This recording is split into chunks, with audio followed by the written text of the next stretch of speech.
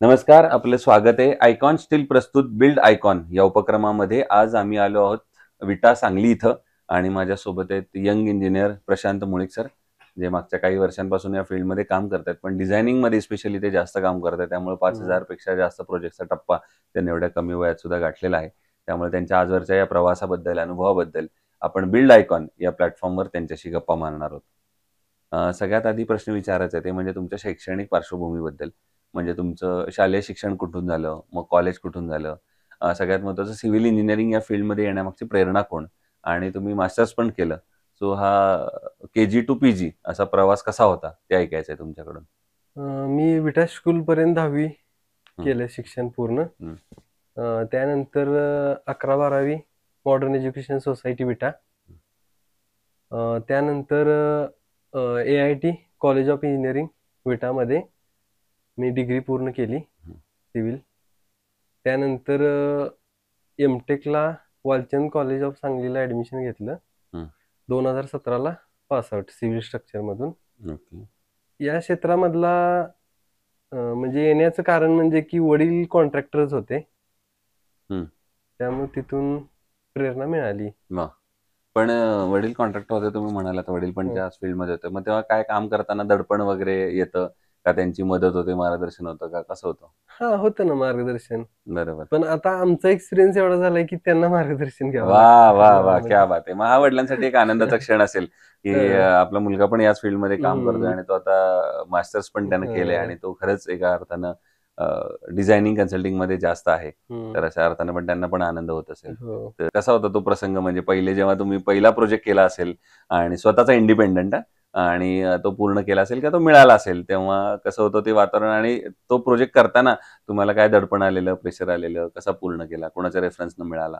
ती पण एक आठवण हवी आहे. पहिला प्रोजेक्ट म्हणजे वडिलांनीच दिला होता. बरं, त्यानंतर हळू मिळत गेले बरेच. बरं. मग त्याच्यावर काम करताना काय असं अवघड वाटलं किंवा थोडं दडपण आलं? नाही स्टार्टिंगला थोडं होतं. नंतर काय आता एक्सपिरियन्स येत गेला. आता काहीच नाही वाटत वाटत त्या नाही. क्या गोष्टी. बात है!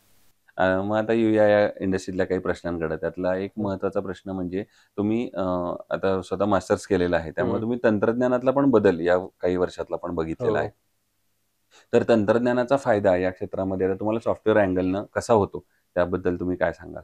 पूर्वीपेक्षा आणि आत्तापेक्षा? नाही, पूर्वीपेक्षा आता बऱ्याच सोप्या गोष्टी झाल्या. AutoCAD ह्या त्या बरेच सॉफ्टवेअर आले किंवा हं, डिझायनिंगला पण सॉफ्टवेअर आले. हं, हं. स्टार्टिंगला म्हणजे माणसं हे ना पेजवरती ड्रॉइंग काढायची. आता आम्ही AutoCADमध्ये पूर्णपणे वापरतोय बरोबर.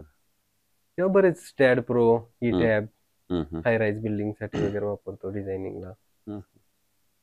दुसरं कन्स्ट्रक्शनमध्ये तुम्ही बघितलं असेल, की जेव्हा रेसिडेन्शियल प्रोजेक्ट आपण करत असतो, तेव्हा त्या हं. कस्टमरचं एक बजेट लिमिटेशन असतात. हो. आणि तो म्हणतो, "आता एवढ्याच बजेटमध्ये मला करून द्या घर." हं. आणि एक इंजिनिअर म्हणून तर तुम्हाला तर दर्जेदार बांधकाम करायचं असतं. होय. अशा वेळेला ते बजेट आणि दर्जा या दोन्हीचा समतोल तुम्ही कसा राखता? म्हणजे असं होतं तसं. बऱ्याचदा, की हं. त्या कस्टमरचं एक बजेट असतं. तो म्हणतो, "मला हं. 15,00,000तच घर बसवायचं आहे." हो.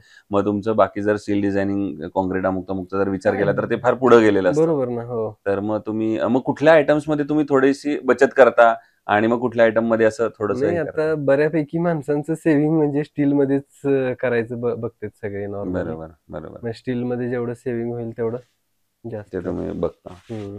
बरं. दुसरा आता एक वेगळा प्रश्न आहे या हं. सगळ्यापेक्षा. ते म्हणजे सांगली जिल्ह्याच्या विकासाचं व्हिजन हं. असं जर एक तुम्हाला विचारलं, एक तरुण हं. म्हणून, एक इंजिनिअर म्हणून मास्टर तुम्ही केलेलं आहे. तर तुम्हाला काय वाटतं सांगली जिल्ह्यातला जर सर्वांगीण विकास करायचा असेल पुढच्या 10-15 वर्षात, तर इंजिनिअरिंगदृष्ट्या कुठल्या प्रकल्पांवर आता काम केलं पाहिजे? कुठल्या प्रोजेक्ट्सवर काम केलं पाहिजे? सेक्टरवर काम केलं पाहिजे असं तुम्हाला वाटतं? मग तुम्हाला असं वाटतं, की समजा रस्ते इथं चांगले व्हावेत, हं. नंतर इंडस्ट्री चांगल्या याव्यात हो. किंवा रेल्वे असेल, विमान असेल, असं असं कुठला प्रोजेक्ट इथं यायला पाहिजे, जेणेकरून अजून थोडेसे विकासाला म्हणजे चालना आता मिळेल? जो ग्रीन प्रोजेक्ट जो चालू आहे हं, पुणे-बेंगलोर हायवे, हं, हं. तो जर विटेच्या जवळनं लवकर गेला तर तेवढे जास्त इम्प्रूव्हमेंट होईल. बरोबर, बरोबर. डेव्हलपमेंट तेवढ्या लवकर होईल. लवकर होईल. अगदी बरोबर. फार जेवढं महत्त्वाचा मुद्दा. ट्रान्सपोर्टेशन चांगलं तेवढे डेव्हलपमेंट चांगली. चांगली होते. बरोबर, बरोबर. दुसरं असं आहे की कन्स्ट्रक्शनमध्ये स्टील हा अतिशय महत्त्वाचा फॅक्टर असतो. हो. तर आणि तुम्ही तर स्वतः मास्टर्स केलंय हं. स्ट्रक्चरलमध्ये. हं. तर मग ते स्टील निवडताना तुम्ही काय पॅरामीटर बघता आणि मग ठरवता की हे स्टील चांगलं आहे, हे वापरलं पाहिजे? स्टीलची स्ट्रेंथ, त्याची ग्रेड, साइज, हं, त्याचं कॉस्टिंग हं. सगळेच पॅरामीटर बघितले पाहिजे. बघितले पाहिजेत. दुसरं आयकॉन स्टील तुम्ही कधी कुठल्या प्रोजेक्टवर वापरलंय का? तुमचा कसा आहे हो, अनुभव? वापरलंय ना. बरं, आता आमचा तो मोठा प्रोजेक्ट आहे ना, तिथं पण आयकॉन स्टील येतं. बरं. मग तिथं मिक्स मध्ये येतं, पण आयकॉन आहे पण स्टील. येतं. ते मग कसा आहे तुमचा अनुभव प्रॉडक्ट सर्व्हिस म्हणून? नाही, आहे चांगलं आहे. आम्ही कोरोनाच्या ह्याच्यात बराच वापरला ऍक्च्युली. बरोबर. कारण नंतर माझी जरा कामं थोडीशी डिझायनिंगकडे जास्त कल गेल्यामुळं. बरं. दुसरं आतापर्यंत केलेलं आता तुमच्यासाठी अवघड प्रश्न असा आहे की 5,000 प्रोजेक्ट केल्यानंतर त्यातला एकच आयकॉनिक प्रोजेक्ट निवडायची वेळ आली, की ज्या प्रोजेक्टवर करताना तुम्हाला फार आनंद, समाधान वेगळं वाटलं, फार मजा आली काम करताना आणि वेगळं काहीतरी केलंय आपण. तर त्या प्रोजेक्ट बद्दल काय सांगाल? नाही, आता आमचा विट्यातला सगळ्यात मोठा जो प्रोजेक्ट चालू आहे, हं. 11 मजली बिल्डिंग आहे. पहिलीच आहे विट्यातली एवढी मोठी. 1,00,000 स्क्वेअर फूटचं काम आहे जवळपास. हं, हं. ते काम करताना जरा आम्हाला जास्त चांगले अनुभव आले, वेगळं शिकायला पण मिळालं. बरोबर, बरोबर. त्यामुळे तो तुमचा आयकॉनिक प्रोजेक्ट होता आयकॉनिक एका अर्थाने. प्रोजेक्ट आहे. बरोबर.